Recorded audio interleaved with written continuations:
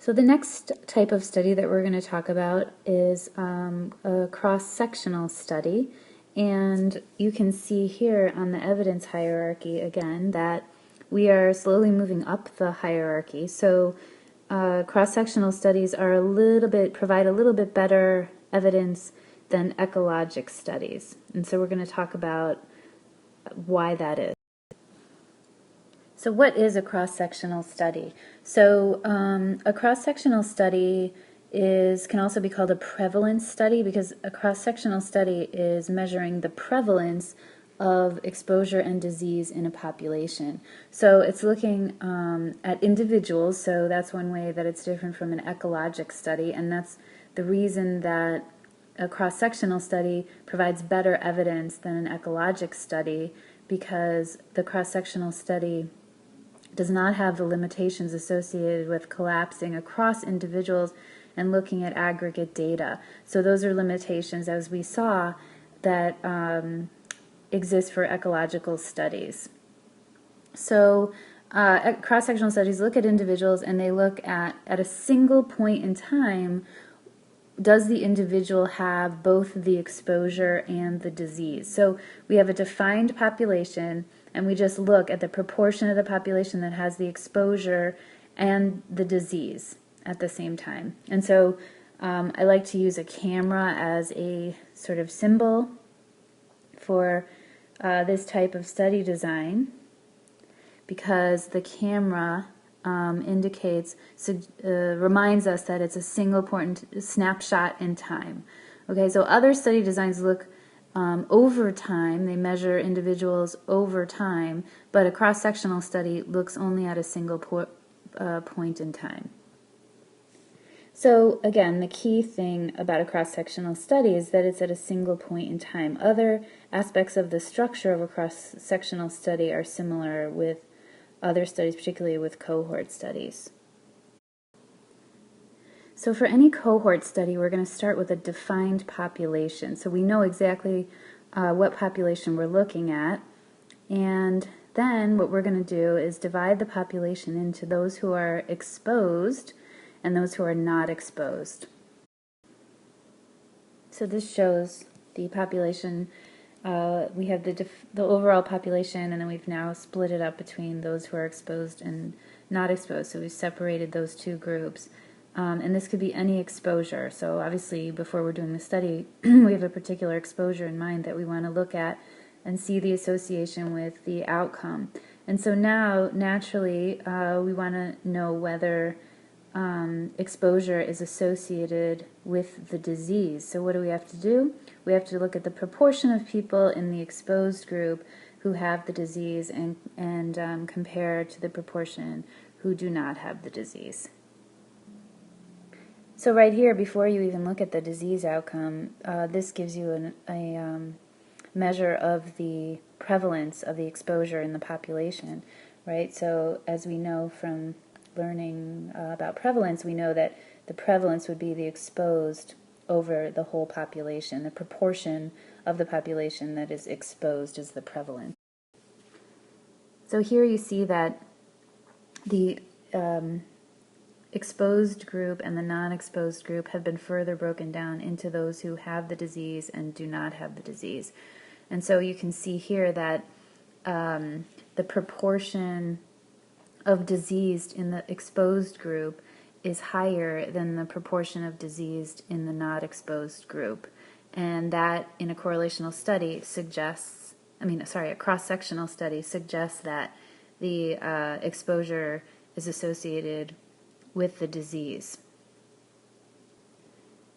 So this way of breaking down populations into those who are exposed and those with and without the disease should look familiar to you from many of the measures that you've learned about before. So we can display these numbers in a 2x2 table. So here you can see the 2x2 table. Remember that we've got disease in the first column, no disease in the second, and then exposure on the first row, and not exposure, lack of exposure, unexposed in the second row. So remember this table, because this is how you're going to calculate various measures, as you've already learned. But this breakdown over here is what happens in a cross-sectional study. And so the data from a cross-sectional study go here, and as we remember, prevalence can be calculated from this table. Okay, so here's an example of a cross-sectional study that was published in JAMA. This is from 2001. And what this shows is the relationship between diabetes and obesity in U.S. adults. So it compares here the prevalence of diabetes among obese adults versus non-obese adults. So you can see that the prevalence is more than twice as high in obese adults as it is in non-obese adults. So this suggests a relationship between diabetes and obesity. So what does this say? It says there's a correlation. There's a cross-sectional relationship between these two diseases. Okay, so down here we show the actual data. So this is the data from the paper. And in this study, there were about 195,000 people. And then those people were broken down into those who are obese. So of those 195,000 people, about 40,000 were obese, and the remaining were not obese. And then within obese, how many of those had diabetes? 6,490, and then the remainder is here. How many of those non-obese people had diabetes? And that's here. And then from here we can derive the prevalence of diabetes in obese versus non-obese. So we can see that the prevalence of diabetes in the obese is just the number of people with diabetes, the number of obese people with diabetes, over the total number of obese people, which is 16%. And then similarly, the prevalence in the non-obese is just the number of non-obese who have diabetes over the total number of non-obese, and that's 5.7. So cross-sectional studies can give you this type of information: the prevalence of the disease in the exposed group and the prevalence of the disease in the non-exposed group. Okay, so here's another example of a cross-sectional study, and this study looks at the relationship between sedentary behavior and metabolic syndrome in U.S. adults. And so on the y-axis shows the percent of individuals in each exposure group who have the metabolic syndrome. So in this case, we have levels of exposure of screen time, so it's hours per day. And so this shows you can have more than 2 levels of exposure. So what we've talked about so far is you either have the exposure or you don't, but you can expand it. So like in this case, it's degree of exposure. And so here what this shows is that greater hours per day of screen time is associated with a greater prevalence of metabolic syndrome. And so this example illustrates one of the limitations of a cross-sectional study, because you see that you don't know here which of the variables causes which. So we've got metabolic syndrome and we've got sedentary behavior.